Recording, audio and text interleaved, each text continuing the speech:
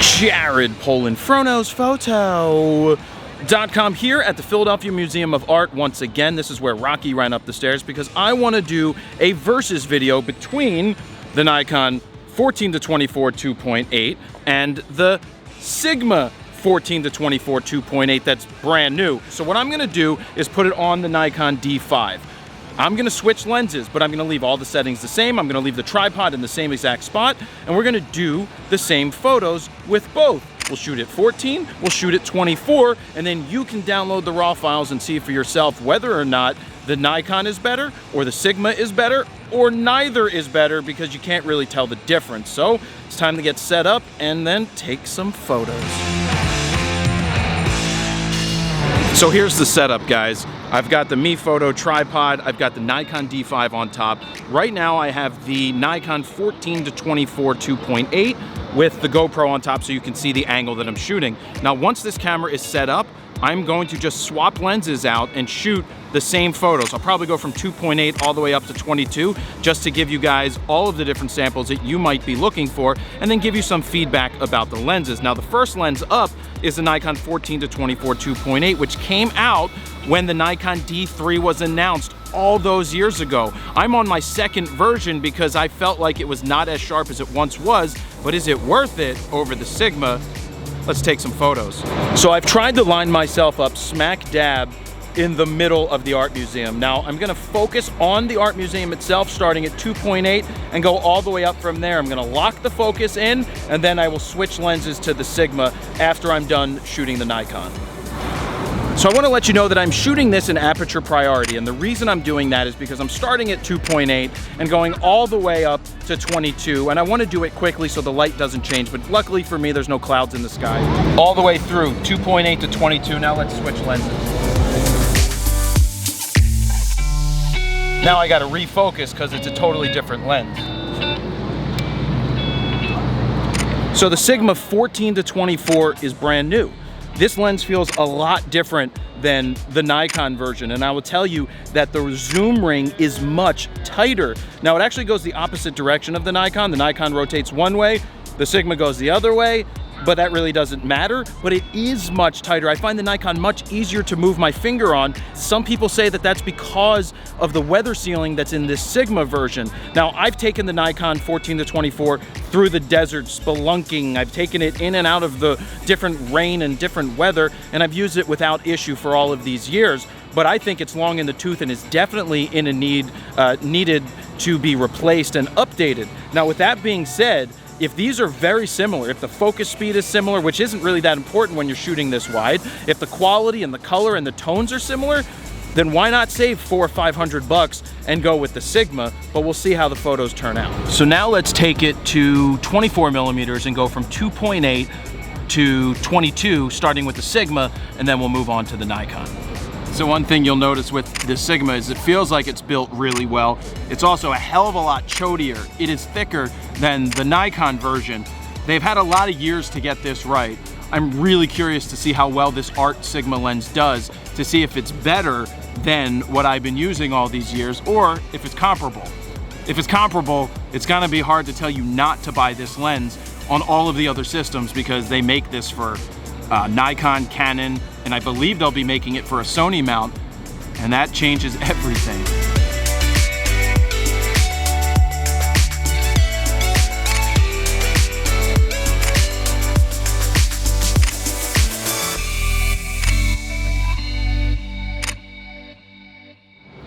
You guys want a photo in front?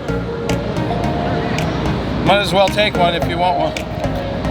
So I like to offer up my expertise as a photographer out here if I'm out at a landmark or a famous place, and just ask people if they want me to take some photos for them, because, you know, if there's 3 of them in a family, then who's gonna take the picture? Sometimes they just take basic selfies, but if you're the photographer out there, just say, would you like me to take a picture for you? Do it nicely, smile, go on your way, take some cool pictures, and that's it, then they're happy. Plus, it makes tourists think that your city's nice, because we know what people think of Philly. They think it's dirty, they think it's mean, they think people just eat horse shit off the ground after Super Bowl championships. Not true. But we are assholes, some of us. You can't forget to take a thumbnail photo, so I'm trying to get a thumbnail photo right here, laying on the ground with expensive glass and stuff. And I'm expensive too, so I count. All right, let's try to do this.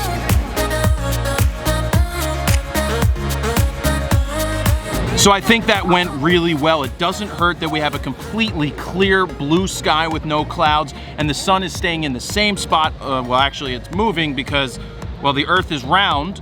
It's not flat, it's round, so the earth is moving around the sun. You know all that stuff. But anyway, tested out the Nikon, tested out the Sigma. Now the only way to see which one did better in this particular situation and test is to take the images, the raw files, back to the factory, sit at the desk, look at them, and then give you some raw files to see which one you think did a better job. So I just had a realization while I was packing my bags that this is my job. I go out and take pictures and test lenses and share information with you guys, and that's my job. How freaking cool is that? That's pretty cool. So here we are back at the factory. It's time to analyze these images side by side in Lightroom. I've created one-to-one preview so it makes it easier and quicker to go through them. We're gonna go through f2.8 at 14 millimeters, f8 at 14 millimeters, f22 at 14, and then I figured we'd go to 24 millimeters at f2.8. You can download those raw files. The link is down below, and the link is also on the screen. Let's look at these images right here. So on the left, I've got the Nikon. On the right, I have the Sigma. Right off the rip, look at the center portion of the Nikon. You can see that it's bowing slightly. There's no corrections made to this file at this point, so there's no lens correction, and there's nothing. This is just straight raw file out of the camera. Over here on the right on the Sigma, you can see how much straighter across, right off the rip, the stairs are. Now you do see heavy vignetting on both of the images in the corners. And let's go edge to edge. Now I'm zooming in 2:1.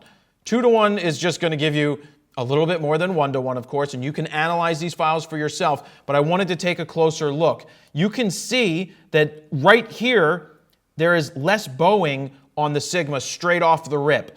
For me, I want to go up to these areas where you can see some text and these banners right here. In all honesty, it looks like it's sharper on the Sigma side. It looks like the contrast is better on the Sigma side, and it looks like there's less chromatic aberration because you have that on the Nikon. You can see a purple line right there at 2.8, but they are pretty similar. And one thing I also noticed is right here, the Nikon seems to be wider because you can get most of that, part of that front of the horse in and part of the hoof in on this one.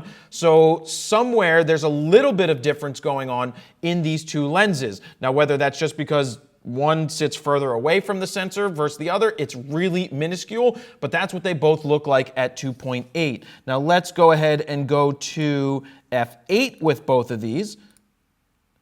All right, Nikon again on the left, Sigma on the right.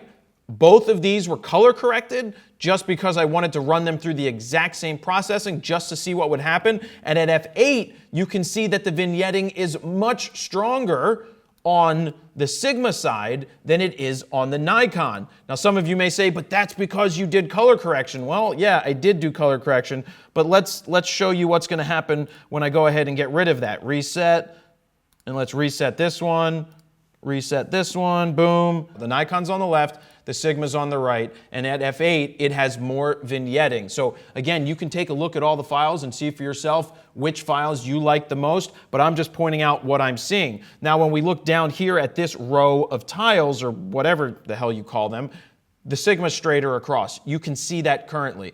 Yes, you can use lens correction. It's going to get rid of the vignetting. It's also going to straighten out the images. And in my tests, which I'm just going to show you because why not just show you? We're on the Sigma. Let's go enable lens profile correction right here. You see what's going on? It gets rid of some of the vignette, still has vignette up in the corner, but you can see that nothing is happening in the stairs. The stairs aren't getting any straighter. Now on the Nikon side, watch what's happening when we go ahead and activate this. Enable. Boom. You see what happened right in the center? You can see that it's straightening it out more. So there's a lot more lens correction being done on this lens than on the Sigma version. f22, gonna hit N again. Make sure the Nikon, which is in red, is on the left, the Sigma is on the right. Going down here all the way to the corners, the edges at f22. You can see more bowing again on the Nikon. Hard to say which one is sharper here. The Sigma may have an edge on that. Coming over here to this banner, again, look at the trees. The colors look a little better. I think, look at the yellow of the brick in the art museum. Looks a little better on the Sigma side. Again, same exact settings that I shot. It's very difficult to tell here. We're zoomed in 2:1. I'm focused here on both of them. The Sigma looks sharper, just 2:1 right here. It just looks like it's cleaner, in my opinion. And then I went ahead and did f20. Let's see, we went to 24 millimeters. Let's select this. Boom. Now we are at 24 millimeters at 2.8. So you can see the difference right here. Sigma is looking a little cleaner than the Nikon. No color correction made to this again. But they are very similar on this case. I can't tell you really, you can analyze these. It's very difficult when you look straight to see which one is better.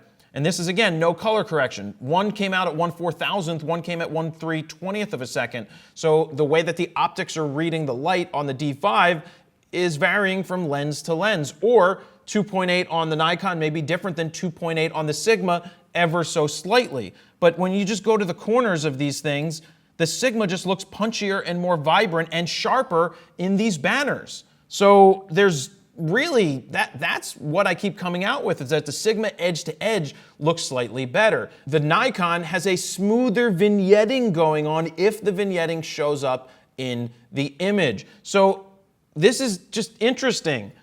This Sigma lens is $12.99. This Nikon lens is selling for $18.99. $1,300, $1,900, $600 difference. I did the math. It's $600 different. This weighs 2.5 pounds. This weighs 2.2 pounds. The zooming and focusing rings are a little stiffer on the Sigma art lens than on the Nikon, like I said when I was out at the art museum. Is that I prefer the looser rings, easier to zoom, easier to get everything around where I need to go with just a quick turn of a thumb. This is a little harder. So you have to take that into consideration.